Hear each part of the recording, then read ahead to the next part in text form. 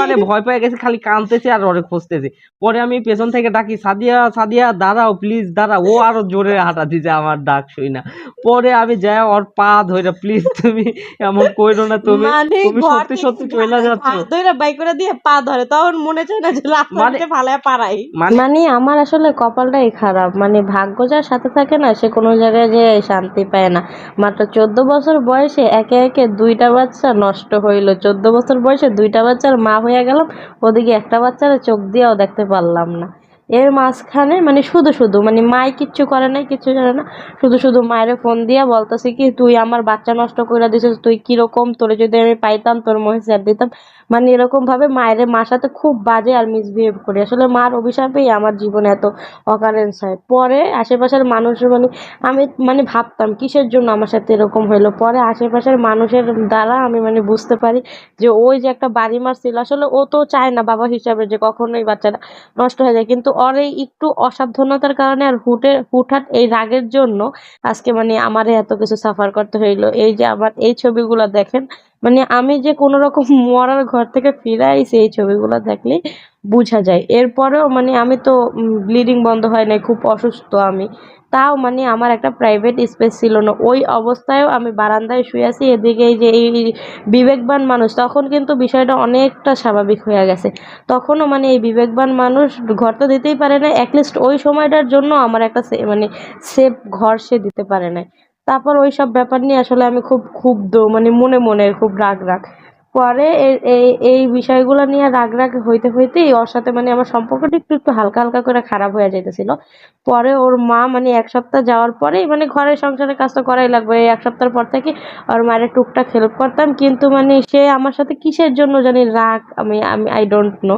মানে কোনো কিছু পইরা গেলেও তার সমস্যা, মানে সবকিছুতেই তার সমস্যা। এদিকে ও সবকিছু দেখে যে অসুস্থ মানুষ যে কাজ কাম করে এটাই তো বেশি, আর ও সবকিছু দেখেও চুপ করে থাকতো। এই কারণে যে ওর উপরে আমার এত রাগ হইতো, মানে এরকম খারাপ ব্যবহার করা শুরু করে সবাই মিললে, ও অনেক বাজে ব্যবহার করতো। ও মানে আমি অসুস্থ তাও আমার সাথে মানে বকাবকি করতো, মানুষের মানে সবার সামনেই বকা দিত। মানে একটা মানুষের তো আমি একটা প্রাইভেসি মেনটেন করতে যেতাম, এমনি তো কোনো প্রাইভেসি নাই, এরপরে কথাবার্তারও প্রাইভেসি নেই ওর। মানে সবসময় সবার সামনে বকাবকি করতো, মানে কিছু হইলেই সবার সামনে আমার সাথে রাগ দেখাইতো। এইসব বিষয় নিয়ে আমি একেবারে অতিষ্ঠ হয়ে যাই। মানে এই মানুষটারে আমি কত ভালোবাসি, ও জেলে থাকতে আমি ফুললি ডিপ্রেশনে চলে গেছি। এমনি কি মেয়েদের সব থেকে শখের জিনিস থাকে কিন্তু মেয়েদের চুল। ও জেলে থাকতে মানে ওর জন্য না হইলেও ডিপ্রেশনে থাকতে থাকতে আমার চুলগুলো আমার ভাল লাগতেছিল না। আমি একেবারে টাকুবেল হয়ে যাই, যে এখন আমার চুল আমি কিন্তু মানে ও জেলে যাওয়ার 1 বছর পরে চুলগুলা ফালাইছে। তুমি জেল থেকে বাইরে দেখো না আমি টাক্কু, ও দেখে যে আমি একেবারে টাকলা, মানে চুল মাথায় চুলই নাই। তো এই মানুষটা যখন এরকম ব্যবহার করে আসলে কিন্তু মাইনা নেওয়া খুব কষ্টকর। এরপরে মানে কিছুদিন ধরে আমার শাশুড়ি হঠাৎ করে চুল পায় না, তার মাথার চুল ওটা খুঁজে পায় না। না পাওয়ার পরে খুঁজতেছে, এখন আমারও খুঁজতে পারলো, কিন্তু ওই চুলগুলো আসলে রাখতো দরজার চিপায়, কিন্তু আসলে আমি ঘরটার গুছাইতাম তো ওভাবে খেয়াল করি নাই যে দরজা চিপায় চুল টুল থাকে। তো ওই চুল পায় না অনেকদিন ধইরাই। পরে হঠাৎ করে 2-3 দিন মানে খুব ফুইল্লা আছে, কথা বলে না। মানে আমি সবসময় এনারে কিছু রান্না করলে ওই লবণ টেস্ট করতে দিতাম, তো উনি কোনো কিছুই করে না, ফুইল্লা আছে। একদিন রাইতের বেলা অনেক কান্না করে, রূপস মনে আছে তোমার? রাইতের বেলা কেন মনে নাই কেন, তুমি জিজ্ঞাসা করছো যে তো আম্মু কান্না করতেছো কে? মানে সেই কান্না, সেই রাইতের বেলা ও আওয়ার পরে মানে সেই কান্নাকাটি করতেছে। পরে কান্নাকাটি করার পরে সকালবেলা কি ব্যাপার নিয়া হইলো যে মানে ঘরের ভিতরে বসে বক বক বক বক বক করতেছে। মানে আমি রান্না বান্না করছি, এখন ঘরের ভিতরে বসে বক বক করতেছে যে এর কাছে রান্নাটা ভাল লাগে না, না কি জানি হয়েছে, থালা বাসন দেওয়া পছন্দ হয় না। মানে অনেকদিন আগের কথা তো এই কারণে পক পক করতেছে। এখন মানে আমার মানে মুখ ফুইল্লা রয়েছে আর পক পক শুনে। এর মাঝখানে আমি 2-3 দিন আগেই রূপসরে কইছি এইসব আমার ভাল লাগে না, আমি কিন্তু ঢাকায় চলে যাবো, আমার আর এগুলো সহ্য হইতেছে না। এগুলো আমি মানে ওর দোকানে যেয়ে ওর সাথে যেয়ে বইলাইছি যে আমার আর এই জায়গায় সার্ভাইভ করা সম্ভব হইতেছে না, কারণ আমি নিজেই অসুস্থ। আমার শরীরে আর কতটুকু মানে মানে সুস্থ থাকলে কিন্তু মানুষের মস্তিষ্ক ভালো মতো চলে, অসুস্থ থাকলে কিন্তু মানুষের কোনো কিছু ভাল লাগে না। এরপরে ওই সময় রূপস যে জিজ্ঞাসা করে তোমার কি হয়েছে, তুমি খালি এরকম করো কেন? আর রূপসরে বলতেছে তো তুই তোর বউ পক্ষ নিয়ে জানি কথা বলিস না, তোর বউ কি শয়তানি করছে তুই জানোস? পরে রূপস কইছে কি শয়তানি করছে, হ্যাঁ তুমি একটা কিছু হইলে তো আগে আমারে বলতে পারো, তুমি বলো এখন। তখন এখন আমারে কিছু না বললে তুমি ওর সাথে এরকম করতেছো কিছুদিন পরে মানে বিষয়টা হয়েছে কি, ও যে বললো না আমি সবসময় ওর সাথে খারাপ ব্যবহার করি, আসলে বিষয়টা হয়েছে কি আমার আম্মু চাইতো যে ও হচ্ছে সব যারা গ্রামের মেয়েরা আছে, গ্রামের মেয়েরা কিন্তু অল্প বয়স থেকেই সব রকমের রান্না বান্না কাজ কাম, থালা বাসন গোছানো ঘর বাড়ি গোছায় রাখা এগুলা সব পারে। ও মানে শহরে বড় হয়েছে, ওর জীবনে ওর মা ওকে কখনোই কাজ করতে দেয় নাই। এই যে এখন যে 3 সালের মা হয়েছে, এরপরেও যদি ঢাকায় যায় ওর মা ওরে রান্না বাড়া কইরা খাওয়ায়, ও কোনো কাজ করে না কাপড় কখনো। নিজের জামাটা পর্যন্ত ধুই না। এখন অব্দিও মনে করেন যে ওরে আমার খাওয়াই দেওয়া লাগে, মোটামুটি 1 মাসও হয়েছে কি জানি হয়েছে এখনো। এখন মানে ও দেখতেছি এই 1 মাসের মতো নিজে হাত দেখায়। এছাড়া মনে করেন যে আমাদের বিয়ের যে 6-7টা বছর হয়েছে, এই 6-7টা বছর ওরে মুখে ভাত তুইলা খাওয়াই দেওয়া লাগতো। আবার ওর মার বাসায় গেলে ওর মার বাসাতেও ওরে হচ্ছে মুখে ভাত তুইলা খাওয়াই দেয়। তো আমার মা চাইতো যে ও হচ্ছে গ্রামের মেয়েরা যেমন কাজ কাম পারে ওই রকমের ও পারে না কেন। এই জন্য আমার মা ওর সাথে রাগারাগি করতো, আমিও মানে ওই ইয়ার জন্য মানে আমি মানে বুঝতাম খালি সবকিছুই। রাগারাগি করতো না, মানে তারপরেও এক্সট্রিম আমি লেভেলের বাড়াবাড়ি করতো। তারপরেও আমি মানে ওর সাথে একটু রাগারাগি মানে করতাম যে তুমি কাজগুলো একটু শিখবা, কাজগুলো একটু বুঝবা। ও যে পারে না এই জিনিসটা আসলে আমি জানি, সবকিছু বুঝি। তারপরেও এখন দেখা যাচ্ছে মায়ের বাসায় থাকে, মায়ের মানে একটু মায়ের পক্ষ নিয়েই আমি সবসময় ইয়া করতাম, এটা মানে সত্য এরকম কথা। একটা বিষয় হয়ে গেছে, আমি একে অসুস্থ মানুষ, ওদের বাসায় খুব মানে আমি গরম। সবকিছু বুঝতে পারার পরেও মানে মাকে তো আমি কোনো কিছু বলতে পারি নাই, এখনো পারি না গো। কিন্তু মানে ও আমার বউ, আমি ওরে 10টা কথা কইতে কিন্তু পারি। এই জিনিসটা কিন্তু ছেলেরা, মানে এই জিনিসটা ছেলেরা করে, কিন্তু এটা কিন্তু সব থেকে ভুল করে। কারণ এই একটা ভুলের জন্য একটা স্ত্রীর কাছে স্বামী সারা জীবনের মতো কালার হয়ে যায়। আর এই স্ত্রীর সাথেই মৃত্যুর আগ পর্যন্ত থাকতে হয়। তো যাই হোক, একদিন মানে আমি আমার এই কথাটা মানে একটু ছোট্ট করে বলি। মানে এত পরিমাণের বাড়াবাড়ি করতো সে, একদিন আমি মানে রাইতের সকালবেলা ঘুমায় আছি, কাজ টাজ করার পর 4টা বাজে উঠি। অসুস্থ একটা মানুষ 4টা বাজে উঠার পরে আমি আবার হইলো যে 12টার দিকে ঘুমাইছি। আমার শরীর পুরা শরীরে অ্যালার্জি, আমার মুখ, এই যে আপনারা এই ছবিটা আগে এই আগেই দেখাইছি, দেখেন কি পরিমাণে ব্রণ উঠছে, পুরা শরীর আমার অ্যালার্জিতে পইচা গেছে, এরকম একটা অবস্থা। কারণ হাসপাতাল যে নোংরা, আর সরকারি হাসপাতাল যারা রাজশাহী মেডিকেলে গেছেন তারা জানেন কত খারাপ অবস্থা। এর ভিতরে মানে ধুলা উপরে, টিনের ভিতরে যে ঝুল জমে না, ওই ঝুল আমার গায়ের উপরেই ঝাড়তেছে। সে কিন্তু চাইলে বলতে পারতো যে তুমি উঠা অন্য ঘরে যাও বা কিছু একটা, সে আমার গায়ের উপরে দিয়ে এই ঝুলগুলো ঝাড়তেছে। পরে মানে দেখে আমার খুব মেজাজ খারাপ হয়েছে, কিন্তু আমি তারে আসলে ওইভাবে কিছু বলতে পারতাম না, কারণ আমার স্বামীই তো আমার সাপোর্ট করে না, আমি তারে কিভাবে আর কি বলতে পারি, এত অন্যায় দেখার পর আমি চুপ করে আছি। তো সেদিনের কথা বলি, যেদিন এই কথাটা বললো যে তোমার বউ কি করছে তুমি জানো, হ্যাঁ তোমার বউর মনে মনে অনেক শয়তানি আছে, আমার মাথার চুল নিয়ে ওই আমার এক মানে দুঃসম্পর্কের ননদ আছে, মানে জিঠাতো ননদ, ও নাকি ওই চুল নিয়ে বিক্রি করে দিছে, বলতেছে আমার মাথার চুল নিয়ে সনিয়ারে দিয়ে বেচাইছে। এই কথা বলছে। পরে তুমি কি বলছো বলো, পুরো ঘটনাটা পরে শুধু ক্লিয়ার করে বলো। পরে আমার মা আমারে কইতেছে যে ও হচ্ছে আমার মাথার চুল নিয়ে যায় হচ্ছে ভাঙারি আল্লাহর কাছে বিক্রি করছে। পরে আমি কইতেছি কি এটি সত্যি? পরে আমি ওরে জিগাই যে তুমি এটি করছো? তখন ও বলে যে না। আমি তো ডিরেক্ট কান্না কইরা দেই, মানে এই কথা শোনার পরে, কারণ হুম। মানে ইয়া থাকে কান্না কথা দেখে কয়, "এই তুই কানবি না, তোর কুমিরের কান্না আমার জানা আছে।" এত মেজাজ খারাপ হয় মানে একেবারে বলার বাইরে। কারণ এত কষ্ট করে আমি এই এখন জায়গায় আমি তো দেখি নাই যে থাকি। আসলে কে কে বিক্রি করছে বা আসল ঘটনা কি। আমি তুমি সারাদিন বিশ্বাস করছিলে যে আমি বিক্রি করতে পারি? না, যখন তো ও আমারে কইছে যে না আমি এটি করি নাই, তখন আমি বলতেছি তাইলে এই কাজটা করলো কে, আমার বাসায় কে থাকে? তখন ও বলতেছে যে তোমার যে যেটা তো বোন আছে, ও হয়তো বা এরকমের না করতে পারে আমি তো জানি না ও করছে, আমি তো কাউরেই কোনো মন্তব্য করি নাই। মানে তারা আগে থেকে আমার শাশুড়ির কাছে নাকি ওই জিঠাতো ননদ আগেই স্বীকার করছে যে হ্যাঁ আমি চুল নিছি, কিন্তু তারা আমার এসে জিজ্ঞাসা করবে না সাথে সাথে যে এই তুই আর চুল দিছিস কিসের জন্য? সেই দিনে 3-4 দিন যাওয়ার পরে ওই রূপসের যে ঝাড়ি মারছে সেই কথায় কথায় সে বলে যে ও আমার মাথার চুল নিছে, ওই কারণেই সে 3-4 দিন ধরে ফুইল্লা আছে আর রাইতে পোলায় আসার পরে কান্না করে, মানে সিনেমার নাটকের মতো। পরে ও মানে সমাধান করা বাদ দিয়ে আর জেঠাতো বোনরে ডাইক্কা নিয়ে পরে জেঠাতো বোনরে জিগায় তোর ভাবি তোরে চুল দিছে? পরে কইছে হ্যাঁ। পরে কইছে তুই চুল বিক্রি করছিস? পরে বলছে হ্যাঁ আমিই বিক্রি করছি। টাকা কি করছস? টাকা ওর কাছেই আছে। তাহলে আমি টাকা নেই নাই, কিচ্ছু নেই নাই, শুধু আমার শাশুড়ির চুল আমি কিসের জন্য বিক্রি করবো? আর ও আমার সবথেকে তখন হ্যাঁ মানে বিরক্ত লাগতেছিল যে ও এই কথাটা বিশ্বাস করছে, এই কারণে। কারণ অন্য কেউ তো আমারে চিনে না, আমার তো চুল বিক্রি করার আমার তো কোনো কারণই নেই যে আমি চুল বিক্রি করবো। পরে তো আমি সেই রকমের রাইগে যেয়ে কাপড় চোপড় গুছাইতেছি যে আমি এই জায়গায় থাকবোই না। আর এই মানে মহান ব্যক্তিটা আমার বিষয়টা না বুঝে সে রাইগা যাইতেছে কেন আমি ঢাকায় যেতে চাইতেছি, এত বড় অপবাদ দেওয়ার পর যে চুল চুরি করতে পারে। আশেপাশের মানুষ আমার বলতেই পারে আমার ঘর থেকে 1,000 টাকা গেছে, আমি তুমিও চুরি একবারও করছো। তোমারে বলছি যে আমি বিশ্বাস করছি। মানে বিষয়টা হয়েছে কি, আমি হচ্ছে আমার ওই জেঠাতো বোনরে ডাইক্কা আনছি, ও ওইখানে ইনস্ট্যান্ট আছে। পরে আমি আমার জেঠাতো বোনরে জিগাইছি যে আসলে চুল কি তুই বিক্রি করছস? তখন বলতেছে যে হ্যাঁ। যে আমারে ভাবি চুল দিছে, মানে ও বলতেছে যে ও চুল দিছে। তখন আমি বলতেছি ওরে জিগাইতেছি সত্যি, ও বলতেছে যে না আমি চুল দেই নাই কো, ওই হয়তো বা নিয়ে গেছে, আমি কিছু জানিই না কো। তখন আমি তো বুঝতে পারলাম যে ও হচ্ছে। আর আরেকটা কথা বইলা রাখি যে পৃথিবীতে যদি ও কোনো অন্যায় কইরা থাকে হয়তো বা সাথে সাথে যদি আমার কাছে স্বীকার নাও করে 1 মাস হোক 2 মাস পরে হোক মানে একদিন না একদিন ও আমার কাছে স্বীকার করবেই বা ওইটা আমারে বলবেই। কিন্তু এই চুলের বিষয়টা মানে সে তখন আমি ওর যে মুখের যে তারপর ওর ভেতরের যে ফিলিংসটা বুঝতেছিলাম যে আসলে ও এই কাজ করতে পারে না। আর যদি ও করতোই আমি ওরে আদর কইরাও বুঝাইছি, রাইগাও বুঝাইছি, অনেক রকম ভাবে করছি যে যদি তুমি এই কাজটা করো তাইলে স্বীকার করো। কিন্তু ও এবং ওই ওই কাজের জন্য আজ পর্যন্ত আমি ওর ফ্যামিলির কাউরে মানে কনসিডার করি না। আজ পর্যন্ত ওই ওই একই বিষয় আমি ধইরা রাখছি। খালি এই চুরির বিষয় না। মানে বিষয়টা মানে আস্তে, আস্তে এত বেশি মানে বাড়াবাড়ির পর্যায়ে চইলা যায়। ও হচ্ছে ওর কথা যে আমারে কেন চুরির অপবাদ দিল আমি হচ্ছে এখান থেকে ঢাকায় চইলা যাবো। এরপরে মানে আমি ঢাকায় যাইতে চাই আর ও আমারে মানে এখন রাইগা গেছে। এখন আমারে কি করে কিছু হইলেই মানে ১,০০০ টাকা ধরায় দিয়ে কয় কি তুমি চইলা যাও। না ১ম এ ওরে আমি অনেক বোঝানোর চেষ্টা করছি। মানে বিষয়টা এত বাড়াবাড়ির পর্যায়ে চইলা গেছে। আমার মা কোনোভাবে বিশ্বাস করবেই না যে ও হচ্ছে চুল আর বেচতে আমার কয় নাই। কথা কি মানে মানে ওই যে মানে এলাকার সমস্ত মানুষ জড়ো হয়ে গেছে চুলের ব্যাপার নিয়ে। এখন আমি কি ওই জায়গায় চাইলেই থাকতে পারি? মানে হইছে কি আমার ওই চাচাতো জ্যাঠাতো বোন কইছে যে আমি চুল নেই নাই, ভাবি আমারে বিক্রি করতে কইছে। এদিকে আমার মা ওই কথাটা ধইরা বইসা আছে যে না তাইলে এই আমার কথা ধইরা বইসা আছে, হ্যাঁ। আমি তো তার ছেলের বউ। আমি যদি ঘর থেকে চুলটা নেই, এ আমারে আগে আইসা জিজ্ঞাসা করবে না? যে সময় জানতে পারছে এ মানে ফুইলা ছিল, প্রথম ফুইলা ছিল। দ্বিতীয়ত এই চুলের ব্যাপার নিয়ে সে মানে পুরো এলাকারে জানাই দিছে যে আমার ঘরের বউ চুরি করছে। তাহলে এটা আমার জন্য কতটা মানে মান সম্মানের ব্যাপার, এটা আপনারা নিজেরাই চিন্তা করেন। পরে হচ্ছে ও কোনো কনসিডার করবে না তখন আমি এক পর্যায়ে মানে বাধ্য হয়ে বলি। মানে এমনিই তো আমি কনসিডার করবো কেন? আমি তো কষ্ট মানে করতে তেতো হয়ে গেছি। ঠিকমতো জামা-কাপড় পাই না, মা খাওন-দাওয়ান পাই না, একটা ভালো পরিবেশ পাই না। এখন আমি একদম মানে হার্টলেস হয়ে গেছি। আমি চাইতেছিলাম এই পরিবেশ থেকে বাইচ্চা যাইতে। পরে তো আমি খুব রাইগা যাই। রাইগা যাওয়ার পরে বাসা থেকে বের হইয়া যাই।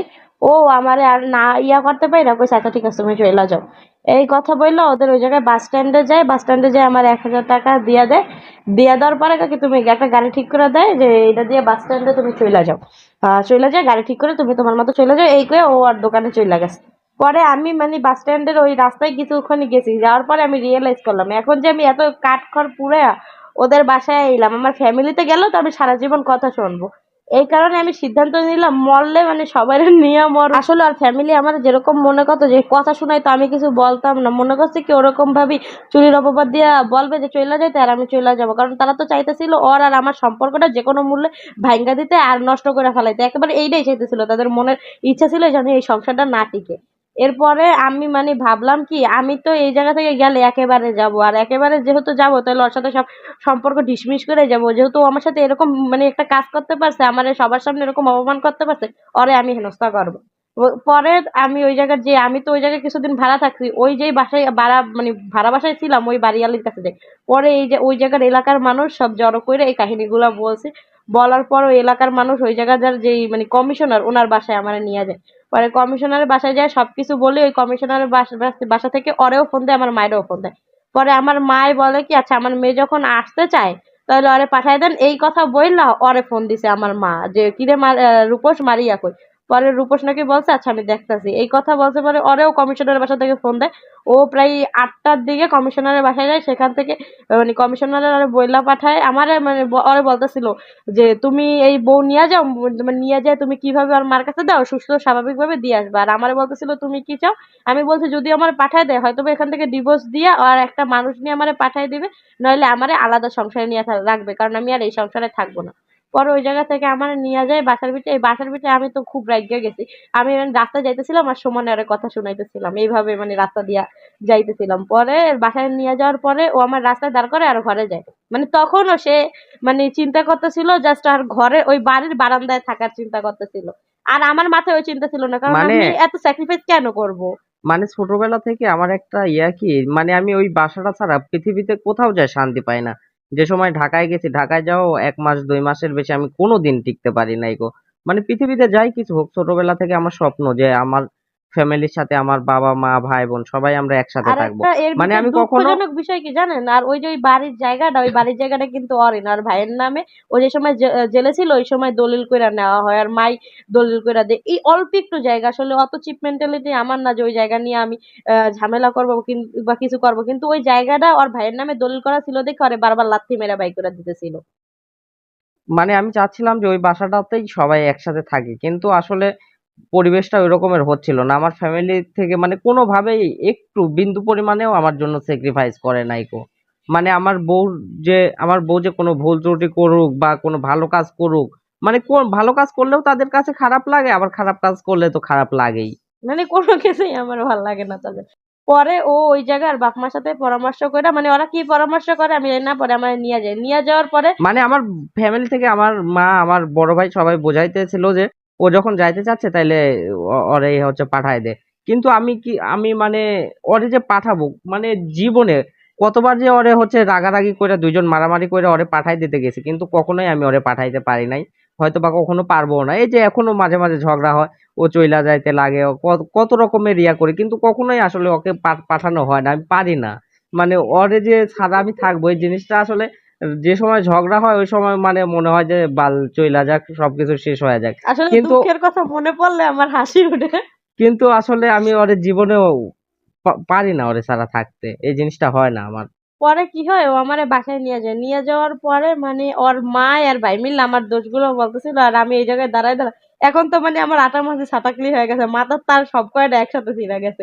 পরে আমি খালি এরকম এরকম করতেছে, পরে আর মায়ে কত বড় দুঃসাহস দেখায়, এটা আর মার জীবনে সব থেকে বড় দুঃসাহস। ওদিন যদি আমি বাসায় যেতাম তাহলে শিওর আর মায় কট খেয়ে যেত, আমারে থাপ্পড় মারতে হয়, কিন্তু ওর বড় ভাই আমারে থাপ্পড় মারতে দেয় না, মানে সে মানে ও আবার একটু ইয়া করে, মানে একটা কিন্তু এটি মানে শাশুড়ির সাথে বেয়াদবি, মানে আমি তো আর এখন তারা সম্মান করবো না, আমি এরকম এরকম করতেছি মানে মানে আমার সাথে কথা কইতেছে আর ও হচ্ছে পাশে থেকে এমন এমন করতেছে। মানে এই জিনিসটা কতটা মানে একটা মানুষের রাগ হইতে পারে তাইলে। আমার তো ওই জায়গায় থাকার আর বিন্দু পরিমাণের ইচ্ছা নেই এখন, মানে আমি যেই প্রকৃতির মাইয়া আমার সাথে যা করছে, এখন পুরো ওই ঘরটা আমি মানে এক নিমেষে ভাঙ্গা দেওয়ার ক্ষমতা রাখি, আমার এত রাগ উঠা গেছে, খালি আমি ওই জায়গায় আমার বাড়িঘর নাই দেখা, নাহলে আমি এগো জাস্ট উড়াই দিতাম, মানে আমার এত পরিমাণের রাগ হয়ে গেছে। পরে আমার থাপ্পড় মারতেছে, পরে আমি এরকম খালি মানে ভাবতেছি কি দুঃসাহস, আমার মায়ের যদি কইতাম তাহলে শিওর আমার শাশুড়িরও আমার মায়ের জেলে নিয়ে যাইতো। আমার মা যদি এখন পর্যন্ত এই কথা জানে যে আমার শাশুড়ি আমারে মারতে আইছে, পরে রূপস আমারে মানে ওর মা এভাবে বলতেছে, এইভাবেই বলতেছে, আমি এই কথা জীবনেও ভুলবো না, আমার শাশুড়ি এই কথাটার জন্য সারা জীবন সাফার করবে, এই কথাটা একদিন না একদিন আর যে কোনো একটা ছেলের বউর কাছ থেকে পাইবেই। আমার এই কথাটা অনেক কষ্ট লাগছে, তারে আমি কখনোই মানে খারাপ ভাবে ইয়া করি না, যতদিন না পর্যন্ত আমার এত টর্চার করছে তাও আমি তারে মা বইলা ডাকতাম, কতটা সম্মান করতাম, আমার মামার কাছে মা শব্দটা অনেক দামি। সে আমারে ওরে বলতেছে আমার ঘরে ভাত তরকারি রান্না করা আছে, তুই খা, আর এই বউরে বাসা দিয়ে বাইর করে দে। আমি কি তার ভাত তরকারি খাওয়ার জন্য কাঙাল নাকি, আমার কি ভাত তরকারি অভাব পড়ছে? আর উনি তার গুণদার ছেলে পুত্র, সেই কথা মতো আমারে ঘাড় ধইরাই মানে জাস্ট বাইক করে দেয় না, ঘাড় ধইরা বাইক করে দিয়ে দরজাটা লক করে দেয়। আর উনি আশা করছিল কি এরপরেও আমি রাস্তার ভিতরে দাঁড়ায় মানে থাকবো। আমি চাচ্ছিলাম কি ওরে মানে এই যে কমিশনার বাসা থেকে যে ওই বাসায় নিয়ে গেছি, ও একটু চুপচাপ বসে থাকুক, আমরা হচ্ছে মানে আমরা যা যা করি করি, মানে মানে ও অনেকটা ও আমাকে একটু চুপ শোনাবে, থাকুক, কথা শোনাবে, পরে আমি তাও চুপ কথা করে শোনানো থাকবে। না। মানে যা কিছু করি আমরা হচ্ছে মা ছেলে মিল্লা যাই, ও হচ্ছে আমি সবকিছু পরে ঠিকঠাক করে নিবো, আজকের রাতটা মানে অন্তত সবকিছু শান্ত হয়ে যাক, পরে সবকিছু ঠিকঠাক করবো এরকমের। কিন্তু ও মানে ওই যে বেদবিটা করছে, পরে আমারও খুব রাগ হয়েছে যে আমি ওরে পাঠাবো না, আমি যে জন্য এই বাসায় আবার নিয়ে আসলাম নামাই দেওয়ার পরে। ওর কত কিন্তু বড় দুঃসাহস, ও এখনো বলতেছে যে রাগ হয়েছে, চুলচুরির অপবাদ দিছে তারপরে যে ওর ঘরে ঢুকছে, এটাই তোর কপাল ভালো। মানে আমি চাচ্ছিলাম যে ওইখানে আমি থাকবো, বিষয়টা হচ্ছে এইরকমের। থাকবে মানে ওর কতটা মানে মিডল ক্লাস মেন্টালিটি। আমি ওই সময় বারান্দা না থেকে কি করবো, মানে আমি যে একটা বাসা ভাড়া নিবো, নিয়ে যে ওই বাসা ভাড়া দেবো, ওই রকমেরও পরিস্থিতি নাই। ও মানে আমার এখন হাসি পেতেছে, যে মানুষটার জন্য আমি আমার সর্বোচ্চ ত্যাগ করে দিচ্ছি, সর্বোচ্চ হারাইছি, তার কাছে আমার সম্মান, আমার মানে কোনো আরে কিছু ভাই, ম্যাটারই করে না। ওই সময় যদি আমার ল্যাংটা কইরা রাস্তায় রাস্তায় মানে আমি ঘুরি, তাও তো আমার একটা মানে গোয়ার সুতি কেনার মতো টাকা নাই গো, কিন্তু ও এই জিনিসটা এখন অব্দিও বুঝতে না, চাচ্ছে না। বুঝবো কেন, আমি কেন ওর সাথে থেকে এত কষ্ট করবো, যে জায়গায় আমার লাইফ সুন্দর, আমি কেন ওর সাথে থেকে থেকে কোনো কিছুই পাইতেছি না। আমি মানুষ খাবারে কষ্ট করে, থাকার জায়গায় কষ্ট করে, কিন্তু যে জায়গায় সম্মান নাই সেই জায়গায় মানুষ থাকে কিভাবে? আমিও তো দেয়ালে পিঠ থেকে গেছে, আমি ওই জায়গায় প্রায় 1 বছর 1 বছরের মতো সার্ভাইভ করি এই অবস্থায়, আর কত সার্ভাইভ করতে পারবো? সে এখনো আমার উপরে কিভাবে অভিযোগ করে যে আমি তারে বুঝি নাই, বুঝছি বিধাই তো তোর সাথে এতদিন রয়েছে, নাহলে ওই রকমের না, আচরণে তো আমার 1 সেকেন্ডও থাকার কথা না। এখন তো মনে হয় যে আসলে আল্লাহ যদি সেই দিন এই ঝামেলাটা না করাইতো, হয়তো বা ওইখানে থাকা লাগতো। এখন হয়তো বা মানে ওইখান থেকে আসার পরে এখন আল্লাহর কাছে শুকরিয়া আদায় করি যে আল্লাহ হয়তো বা সেই রাতটা ও যে বেদবিটা করছিল ওই বেদবির জন্যই হয়তো বা আল্লাহ আর এখন অনেক আমি সুখে এখন রাখছে। পর্যন্ত মনে করি কি আমি যে অতটুকু বেয়াদবি করছি, কারণ আমি যে রকম মানুষ আমার মানে ওরে আমার ওই জায়গায় দাঁড়ায় আমি মারলেও মনে করেন আমার একটু ভয় লাগতো না যে আমি ওরে মাইরা ফালাইতেছি বা সবার সামনে যায় স্বামীরে মারতেছি, কারণ আমার রাগ ওইটা গেলে আমি এত খারাপ, কিন্তু আজ পর্যন্ত আমি ওর ফ্যামিলির সামনে কখনোই রাগটা প্রকাশ করি নাই যে আমি কতটা খারাপ হইতে পারি। এক কথাই বলতো সবসময় যে মার মতো হয়েছে, মার মতো হয়েছে, মার মতো ইয়ে করছে, আমার মায়েরও মানে এই জায়গায় টাইম আনতো, তাও মানে আমার কাছে ওই জিনিসটা ম্যাটার করতো না। পরে উনি মানে আমার ঘর থেকে যে সময় ঘাট ধইরা বাইর করে দেয়, প্রথমে আমার অনেক খারাপ লাগে, অনেক কষ্ট লাগে যে আমার ভালোবাসার মানুষটা আমার এইভাবে ঘর থেকে বাইর করে দেয়, আর অনেক অন্ধকার, যতই আমি ইয়া হই আমি ভয় ওই পাইতেছিলাম। সময় রাত বাজে 10টা। 10টা না 12টা, ইডিয়েট। 10টা না 11টা বাজে। 12টা বাজে, আমার স্পষ্ট মনে আছে, আমার কাছে একটা ফোনও ছিল। ওই 12টার সময় আমার ঘর থেকে বের করে দেয়। ওদের মানে 2 দিকে রাস্তা, যে এক রাস্তা কবরস্থানে আর একটা রাস্তা একদম সোজা গেলে ওদের ওই যে মেইন রোডের ওই জায়গায় পড়ে, কিন্তু ওই জায়গায় মানুষ একটা জায়গা আছে কালভার্ট, ওই জায়গাটাতে সেই খারাপ বলে। পরে তাও মানে আমার তো মানে রাগ হয়ে গেছে, আরো ঘর থেকে বের করে দিছে অপমানে দুঃখে। আমি ওই অবস্থায় হাঁটা শুরু করছি। হাঁটতে, হাঁটতে মনে করেন প্রায় 1/2 কিলোমিটার গেছি। 1 কিলোমিটার পরে মনে করেন মানে আমি ওরে বাইর কইরা দিছি। আমি ভাবছি যে ও হয়তোবা এখন রাত, ওর জীবনেও তো যাইবে না। আমি জানি ও ভয় পায়। যাইবে না, হয়তোবা ও বলবে যে আচ্ছা ঠিক আছে, যা কিছু হয়েছে সবকিছু তাইলে আমরা ঠিকঠাক কইরা নেই। কিন্তু ও কি করে, ও হচ্ছে ঘর থেকে বের হয়ে সোজা রওনা দেয়। এখন দেখি যে 5-10 মিনিট হয়ে যাচ্ছে কিন্তু ও আসে না কোনোভাবেই। পরে আমি কিসের খাওয়া দাওয়া, আমি হচ্ছে ঘর থেকে বের হইছি, বের হয়ে এখন আমি খালি দৌড়াইতেছি, কি রে গেল কই, ও গেল কই। একবার হচ্ছে কবরস্থানের দিকে যাচ্ছি, একবার ওই দিকে যাচ্ছি। এখন আমি কই যে ও গেল আসলে কোন দিকে। পরে রাস্তা দিয়ে দেখি একটা মোটর সাইকেল আসতেছে। পরে আমি মোটর সাইকেল আলারে জিগাইতেছি যে এইদিকে একটা মাইয়ারে যাইতে দেখছেন?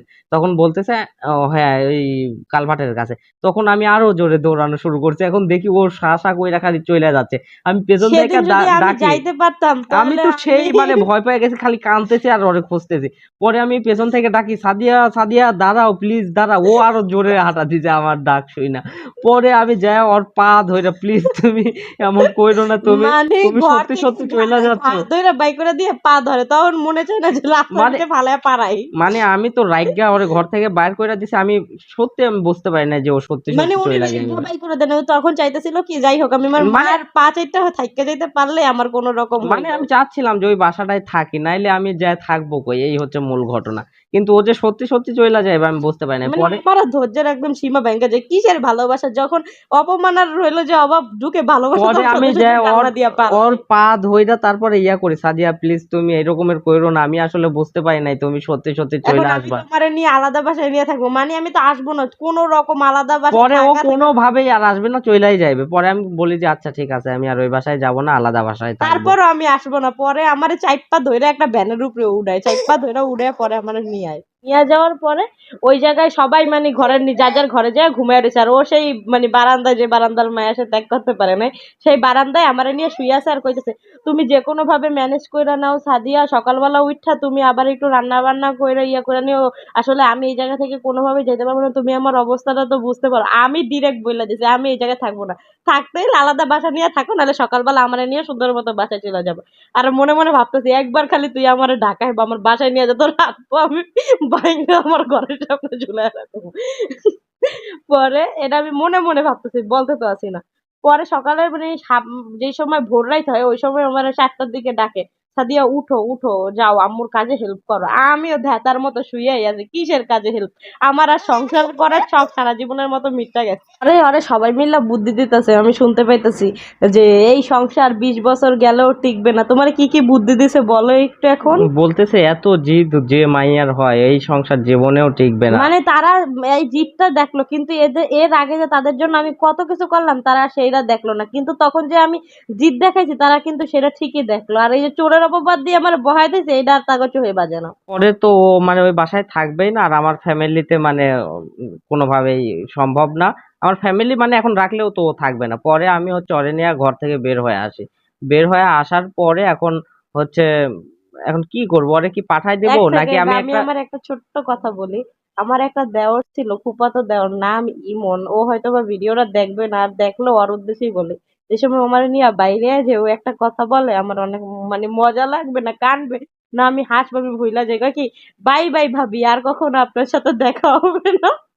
মানে খুব ক্যাজুয়ালি এই কথাটা ভাত মানে খাইতেছিল আর বলতেছিল। মানে ওই সময়টা আমি এত পরিমাণে প্যারায় পইরা যাই। এখন কি করব, আমি যে একটা বাসা ভাড়া নেব, বাসা ভাড়া দেওয়ার মতো ক্ষমতা আমার নাই। আবার ওরে যে আমি পাঠাই দিলে তো আমি মইরাই যাবো, ওরে ছাড়া তো আমি জীবনেও আর থাকতে আমি তো পারবো এই না। জায়গায় কোনোভাবেই থাকবো এখন না। ও আমার বাসায় থাকবে না কোনোভাবেই। তখন আমি একটা সিদ্ধান্ত নেই যে আচ্ছা ঠিক আছে, এখন ছেলে মানুষ হয়ে জন্মাইছি, আল্লাহ একটা ব্যবস্থা কইরাই দিবে। তখনও আমার মায়েরে ফোন দেয় যে আম্মু এখন ওরে নিয়ে কি করবো, তখন আম্মু আবার ভালো সাজার জন্য, মানে আম্মু কিন্তু চায় না যে আমি এই জায়গায় থাকি, তো হুম। পৃথিবী উল্টে গেল। কইতাছে তোর বউ তুই কি করবি আমি জানি, এখন মাই জানা গেছে যে আমি বেঁকে গেছে, এখন আমি এই জায়গায় থাকতে যেতেছি না, এই সুযোগে মায়ের সদ্ব্যবহার করে, তোর বউ তুই যা ইচ্ছা তাই কর। পরে আমার বলতেছে এখন আমি কি করবো সাদিয়া, বাসা কি চাইলেই পাওয়া যায়, তুমি চলো ওই বাসায় চলো, কয়দিন পরে আমি একটা বাসা নিয়ে থাকবো না। এখন আমি তো মনে মনে জানি সে কয়দিন পরে গেলে আর জীবন ওই বাসা দিয়ে বাইরে আইবে না। পরে আমি বলি কি আমার কাছে তো বাসা আছেই, কারণ আমি ওই যে যে জায়গায় গেছি ওই জায়গায় দেখে আইছি বাসা কয়েকটা টুলেট খালি আছে, টুলেট বাসা ভাড়া দেওয়া হবে এটা লেখা, পরে আমি ওইয়া দেখে আসছি। মানে এমনি বাসা ভাড়া নেওয়ার উদ্দেশ্যে দেখিনি, চোখে পড়ছে, পরে আমি বলি কি আমি জানি বাসা ভাড়া কোন জায়গায় পাওয়া যায়। পরে ওই জায়গায় যাইয়া বাসাটা ভাড়া নেই, ওই বাড়িওয়ালার মানে যে সময় গেছে সাথে সাথে কিচ্ছু নাই, এমনি খালি বাসায় যাইয়া বসে আছে। পরে ও আমারে খালি বাসায় রাইখা মানে খালি বাসায় বসে আছে, ও রাইখা মানে ওর মার বাসায় গেছে, ওই যে যেগুলো আমাদের আগে জিনিসপাতি ছিল ওগুলা নিয়ে আসতে। পরে তুমি বলো। পরে আমি বাসায় গেলাম, যাওয়ার পরে দেখি আমার মা ভাত খাইতেছে। পরে আমি গেছি, যাওয়ার পরে আমার মুখের দিকে তাকায় রয়েছে। পরে আমি কইতেছি জিনিসপাতি সব দিয়া দাও। তখন আমার মা কইতেছে তারপরেও তুই ওই বউ নিয়েই সংসার করবি? তো আমি বললাম যে হয়। তখন আমার মা বলতেছে আচ্ছা যা, তাইলে চিরদিনের মধ্যে যা, আমার আর কোনোদিন মুখের সামনে আসবে না। তুই যদি মানে আমার মুখের সামনে জীবনে আসিস তাহলে আমার মরা মুখ দেখবি, ইয়া কইছে। পরে পরে তারপরেও আমি সবকিছু জিনিসপাতি নিয়ে আসি, আসার পরে একদম আলাদা হয়ে যাই। তারপরেও একদম আলাদা হয়ে যায়, সে কিন্তু একদম আলাদা হয়ে যেতে পারে না, সে নিজে কিস্তি উঠে টাকা টানতেছে প্রত্যেকদিন। তারপরে তার দোকানে এই কথাটা রূপস আমার কখনোই বলে না, ও মনে করে কি আমি ঘরে থাকি দেখে কোনো খবর পাই না। ওর মা ঘরে বাসায় বয়ে বলতেছে আমার ভাসুররে কি আমি কিস্তি তুইলা দিছি, হ্যাঁ ও ওই জায়গায় ওর বউরে নিয়ে ভালো মন্দ খাইবে, ওর দোকান থেকে বাই করে দেয়। তারপরে আমার ভাসুর তো জানে দোকান থেকে বাই করে দিলে এরা তো টাকা পয়সা কিছু পাইবে না, কিস্তি তো ওই টানে। তাও আমার ভাসুরের দোকানের ভিতরে যে ওরে থাপ্পড় মারে, ভাই ভাইরে থাপ্পড়ই মারতে পারে, ওইটা ডাজন নট ম্যাটার। কিন্তু আমার এই কথাটা ও জীবনেও বলে নাই, বলছে আমারে ওর একটা রিলেটিভ। কিন্তু ও মানে ভাবেন ওর ভিতরে মানে কতটুকু ও একটা ইগোলেস মানুষ, ও সব না না, জায়গায় মাইর খায়। থাপ্পড় মারে নাই তো, দোকানে গেছে, যাওয়ার পরে বলতেছে যে এই দোকানে হচ্ছে ইয়া কর, দোকানে আমরা টাকা উঠাই দিছি, এই দোকানে তুই মানে থাকতে পারবি কিস্তি না। সমানে সেটা আনছে, আমি জানেন এত কষ্ট করছি, এক বছরে একটা জামা পাই নাই, শীতের সময় জামা পাই নাই, না খেয়ে খেয়ে কিস্তি দিছে, আর তারা যায় অধিকার নিতে যায় কিস্তি কিন- তুইলা দিয়া। মানে এই এই কাজটা করছে আমার ভাই হচ্ছে আমার মায়ের পরামর্শে, নাইলে আমার ভাই কখনো আমার সাথে এরকম করতে পারে না। আমার ভাই আমার সাথে যত খারাপ ব্যবহার করুক, যত যাই করুক, হয়তো বা একদিন দুই দিন, এর বেশি কখনোই ইয়া করে না। মানে আমার শাশুড়ির কথা কি আমি কিস্তি তুলে দিছি, ও হুম। বউ নিয়ে ভালো মন্দ পরে খান আমার খাইছে। মায়ের কথা শুনে আমার ভাই গেছে, যাওয়ার পরে আমারে কইতেছে দোকান থেকে তুই বের হয়ে যা। তখন আমার মনস্তাপ যে আচ্ছা ঠিক আছে, তাইলে চাবি ধরাই দিয়ে আমিও চইলা যাব, এরকমের ভাবতেছি। তারপরে আমার ভাই আমার মুখের দিকে তাকায়া মনটা নরম হয়ে যায়। মানে আমার ভাই কখনো আমার কষ্ট দেখতে পারে না, এখনো পারে না। তো আমারে বলতেছে যা, তোর যা ভালো লাগে তুই কর, তুই যদি ওই বউ নিয়ে সংসার কইরা তুই সুখে থাকতে পারিস, তুই ইয়া করতে পারিস থাক। পরে আমার ভাই মানে ওইখান থেকে কান্দে, কাইন্দা তারপরে হচ্ছে বাসায় চইলা যায়। আর এগুলা কিন্তু কখনোই আমার আর ও কখনোই চায় না যে আমি কিন্তু ওর কাছ থেকে কোনো কথা লুকাই না, আমার ফ্যামিলির ব্যাপার হোক আর যেই ব্যাপারই হোক, মানে কিন্তু ও লুকায় ওর ফ্যামিলির যে কোনো পৃথিবীর কথা। মানে সবার সব ইয়া মানতে পারবো, কিন্তু আমার ভাইরে যদি কেউ খারাপ বলে, আমার মা আমার সাথে যা করছে প্রচুর অন্যায় করছে। আমার ভাইয়ের সাথেও যে আমার মা একদম ফেরেশতা তা না, আমার ভাইয়ের সাথেও অনেক অন্যায় করছে আমার মা। তো ঘটনা হয়েছে কি, আমার ভাই আমার প্রতি রাগ হয়, আমারে মারে, আমারে বকা দেয়, আমারে ঘর থেকে বের করে দিছে। কিন্তু এখন অব্দিও যদি আমি কোনো একটা বিপদে পড়ি, আমার এই ভাই ছাড়া আমারে আমি জানি পৃথিবীতে কেউই উদ্ধার করতে আসবে না। কিন্তু আমার ভাই আমারে প্রচুর শাসন করছে, প্রচুর আমার সাথে অন্যায় করছে, প্রচুর আমারে মারছে, গালি দিছে। তারপরে আমার যে আমারে প্রচুর কষ্ট দিছে আমার ভাই। তারপরেও মানে সবচাইতে যদি আমার আপন কেউ থাকে, আমার ভাইই আছে। আমার ছোট একটা ভাই আছে, কিন্তু কখনো মানে তার সাথে যে আমার ভাইয়ের সম্পর্ক ওই রকমের, আমার রক্তের ছোট ভাই, কিন্তু আমার মায়ের পেটের ছোট ভাই, কিন্তু মানে ওই ভাইয়ের ফিলটা পায় না, যেটা আমার বড় ভাইয়ের সাথে মানে আমি ইয়া কইরা পাই। এরপরে আমাদের চরম স্ট্রাগলের দিন শুরু হইলো, ১,০০০ টাকা ঘর ভাড়া নিয়ে একটা বাসা নেই, সংসার জীবন আবার শুরু করি। এইটা হইলো যে আমার জীবনের জেদের ফল। মানে আসলে জেদ কইরা হইলেও জীবনে অনেক কিছু করছি। তো মানুষ ওই ঘরের ভিতরে চিকা ঢুকতো, ওই চিকা আবার আমরা কি করতাম, ঝাড়ু দিয়ে দিয়ে মারতাম। মানে ঘরে তো কিছু নাই, ওই রাইতের বেলা ওই চিকা ও ঘুরা ঘুরা মারতো, একটা র্যাগ নাই, কিচ্ছু নাই। আশেপাশের মানুষ এসে বলতো কি এ বাবা এই ছাওয়ালটা কিভাবে থাকে, কিচ্ছু নাই ঘরে। পরে এইভাবে করতে করতে শীত আসলো। শীতের সময় একটা কম্বল নাই, একটা মানে শীতের পোশাক নাই। ও একদিন ২টা গেঞ্জি ও একটা গেঞ্জি গায়ে দেয়, আমি একটা গেঞ্জি গায়ে দেই। আবার ওই গেঞ্জিটা ধুইয়া দিলে আমি একদিন না মানে কিছু গায়ে দেই না, ও আবার যায় বাইরে গেঞ্জি পইড়া যায়। এইভাবে মানে আমরা মানে ভাবেন আমি মানে হয়তোবা হাইসা, হাইসা বলতেছি। কিন্তু এরকম আমি তো কখনো কোনো কিছুতে কষ্টই করি নাই। কিন্তু চরম কষ্ট কি জিনিস মানে করতেছিলাম ওই সময়। মানুষের কথা মানুষে বলতেছে এতে হিল যায়, মানে ওদের বাসায় এতে শীত যায়, এই একটা কম্বলে শীত যায়। মানুষে মানে এত ইয়া করে কথা বলতো। আর আমি আমাদের চোখেও ছিল না, কিচ্ছু ছিল না, ফ্লোরেই শুইতাম। হ্যাঁ, ফ্লোরেই শুইতাম ওই ঠান্ডার ভিতরে। তাও মানে কখনো ওর সামনে অভিযোগ পরে করতাম যে না। চৌকিটা কিনছি না, এটা হচ্ছে আমার দাদি আমাদের কষ্ট দেখা, মানে আমরা সুখে শান্তিতেই, মানে আমরা যতই কষ্ট করতেছি, আমরা জানি কষ্ট করতেছি, কিন্তু আমাদের যে ভালোবাসার একটা সম্পর্ক, মানুষ দেখলে এটা কি আমরা করবে না কষ্ট করে। আমরা মানে এনজয় করতেছি, বা আমরা মনে কষ্ট পাচ্ছি, কষ্টটাই কষ্ট পাচ্ছি, কিন্তু ওই কষ্টটারে আমরা খুব এনজয় করতেছিলাম, ঠিক আছে। মানে কষ্ট ভাবে নিলে তো বাঁচতে পারবো না। মানে ওর একটা লুঙ্গি ছিল বুঝছেন, মনে হয় ১২ জায়গা থেকে ছিঁড়া। ওদিকে আমার মানে ১ বছরে কোনো জামা কাপড়ই কিনি নাই। ঢাকায় গেছিলাম, ওই জায়গা থেকে কয়টা চুরি করে জামা কাপড় আনছি। ওই চুরি করা জামা কাপড়ে আমি সেই ১ বছর পরছি। খাবারে কষ্ট, গ্যাসে কষ্ট, পানিতে কষ্ট, শীতের ভিতরে জামা কাপড় নাই। হুম। মানে A to Z যা কিছু আছে সবকিছুতেই কষ্ট আর কষ্ট। সে পরে আমার দাদি আবার আমারে খুব ভালোবাসে। আমার দাদি ২-৩ দিন কইছে হচ্ছে একটা চৌকি কিন, একটা চৌকি কিন, অল্প টাকা ও দিয়া, কেউ কিছু দেখতে দিয়া। যাইতো না বুঝছেন। আমার ওই দাদা শ্বশুর ছিল আর দাদি শাশুড়ি ছিল। ওনরা একটা লাঠি নিয়ে খুটখুট করতে করতে আমারে দেখতে হাঁটতে যাইতো। পারতো না, মানে লাঠি নিয়ে হাঁটতে উল্টায় পইড়া যাইতো। এরপরেও মোটামুটি ১ কিলোমিটার হাইটটা আমাদের দেখতে আসতো, আমাদের মানে কি আমারে অবস্থা। এত ভালোবাসতো আর দাদি এখন পর্যন্ত আর দাদি আমারে দেখতে আসে। তার প্রতি মানে আমার অনেক ভালোবাসা শুধুমাত্র তার ব্যবহারে। তো আমার দাদি পরে বুড়া মানুষ, আমার হচ্ছে ওই ফুপি তারে ২,০০০ টাকা খাইতে দিছিল কিসের জন্য জানি। তো ওই ২,০০০ টাকা সে না খায় জমায় রাখছিল, ওই ২,০০০ টাকা আমারে দেয়, দিয়া বলে তুই একটা আর কিছু টাকা দিয়ে, এই ২,০০০ টাকা আমার কাছে আছে, এইটি তুই নিয়ে কিছু টাকা দিয়ে একটা চৌকি কিন। পরে হচ্ছে ওই টাকা দিয়ে আমরা হচ্ছে একটা চৌকি কিনি, এই সেই চৌকি যে চৌকিতে আমরা শুয়ে আছি। তাহলে ভাবেন আমাদের কত কষ্টের জীবন ছিল। এর ভিতরে আমার মার সাথে আমার কোনো কথা নাই। আর আমি তো আমার শ্বশুরবাড়ির কারো সাথে এরা মইরা গেলেও আমি দেখতে যাবো না। আমার এরকম একটা অবস্থা। পরে এর মাঝখানে তো অসুস্থ মানে বাচ্চা মিসক্যারেজ হয়ে গেছে। প্রায় ৩-৪ মাস হয়ে গেছে। এর মাঝখানে আমি আবার প্রেগনেন্ট। মানে আমরা, মানে আমাদের সম্পর্কটা কিন্তু এর মধ্যেও স্বাভাবিক যে একটা সম্পর্ক ওই রকমের হয় নাই গো।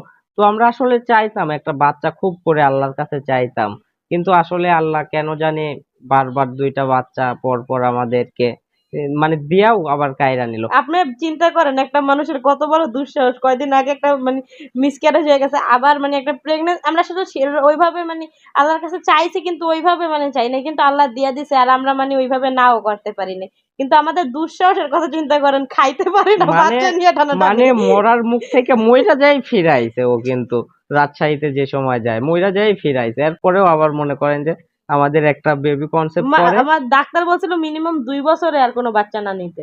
তারপরেও আমরা আবার আরেকটা বাচ্চা নেই, নেওয়ার পরে তারপরে মানে এমন একটা অবস্থায় নেই যে খাইতে পারতেছি না, ঘুমাইতে পারতেছি না, ওই অবস্থা। আমাদের ঘরে কোনো জিনিসপাতি নাই, কিচ্ছু নাই। মানে খাওয়ার মতো এই জিনিস নেই, জামা কাপড় পরতে পারতেছি না, আপনি বুঝেন। হুম। তো পরে হচ্ছে ও হুট করে একদিন ওর মারে বলে যে আমাদের না আবার বেবি কনসেপ্ট হয়েছে। হুট করে বলবো না কি করবো, আমি বুঝতে পারতেছিলাম যে এই এত অভাবে আমার সার্ভাইভ করা সম্ভব না। কারণ একই প্রেগনেন্ট, চরম অসুস্থ হয়ে গেছি। এই এর মানে আমি প্রেগন্যান্সির সময় অসুস্থ হয়ে যাওয়ার শরীরে নাই ব্লাড। আবার হইলো যে মানে বাচ্চা যে সময় কনসেপ্ট করছে সাথে সাথে মানে আমি তো আর কোনো রিস্ক নেব না। এখন আমি মানে সমানে ডাক্তারের আন্ডারে। মানে আমরা, আমাদের খাওয়ার কোনো টাকা নাই, কিচ্ছু নাই, তারপরেও যা কাজ করি সব আমরা মনে করেন যে খালি মেডিকেলে খরচ মানে করি। ওর কনসেপ্ট করার ৬ সপ্তাহের ভিতরে আমি ২ বার আল্ট্রাসাউন্ড করছি। মানে মেডিকেলে যাই, তারপরে প্রতি সপ্তাহে ৩,০০০-৪,০০০ টাকার ওষুধ কেনা, মানে তারপর আমরা সেলাইন, যা বাচ্চার কাজ করি। হার্টবিট আসে না, এখানে সেলাইন দেওয়া। তারপর হইলো যে এই blood test, urine test, ultrasound, দুনিয়ার টাকা খালি পানির মতো খুঁড়াইতেছি। মানে যা কাজ করতেছি সব খালি মানে ওষুধ আর ডাক্তারের পিছনে খরচ করতেছি। মানে বাচ্চা যে জায়গায় বাচ্চার থলির পাশে পানির টিউমার, বাচ্চার হার্টবিট আসে না, পরে প্রসাবে ইনফেকশন, মানে সমস্যার আর আমার শেষ নাই। এর মাঝখানে আবার হয়েছে কি পাতলা পায়খানা। ডায়রিয়া আচ্ছা, এটা একটা বিশাল কাহিনী, এটা হচ্ছে পরের পর্বে বলবো, এটি অনেক বড় হয়ে গেছে। হ্যাঁ, এই ভিডিওর পার্টটাই অনেক বড় হয়ে গেছে, কিন্তু একটা জিনিসই আসলে যাই করি মজা করি আর ঠাট্টা করি, চরম কষ্ট করার পরেও দুইজনে কিন্তু একসাথেই আসি এখন পর্যন্ত ঝগড়া হয়, মারামারি হয়, তাও আমরা একসাথে। এত কষ্ট করছি লাইফে, আসলে বললেও মানুষ বুঝতে পারবে না, মানে মনে করবে কি রূপ কথা, যে এত কষ্ট আজকালকার যুগে মানুষ করে, ভাতে কষ্ট, কাপড়ে কষ্ট, সবকিছুতে কষ্ট করছি, কিন্তু মানুষের সব আচ্ছা ষড়যন্ত্রতে পানি দিয়ে আমরা এখনো একসাথে। আচ্ছা, আপনাদেরকে একটা প্রমাণ দেখাই আজকে ইনস্ট্যান্ট, দেখেন। এই দেখেন, আমরা যে মশারিতে শুই, আমাদের মশারিটার একটু অবস্থা দেখেন, মানে এখন অবধিও আমাদের এই অবস্থা।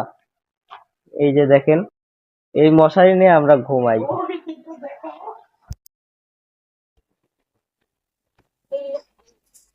এই যে এই যে এই দেখেন, আমাদের আসলে এই অবস্থা। এখন আমরা টাইস করা ফ্ল্যাট বাসায় আছি, তাতেই আমাদের এই অবস্থা। তাহলে আগে আমাদের কি অবস্থা ছিল, যেই সময় খাইতে পারতাম না, পড়তে পারতাম না, আপনারা শুধু ইমাজিন করেন গাইস।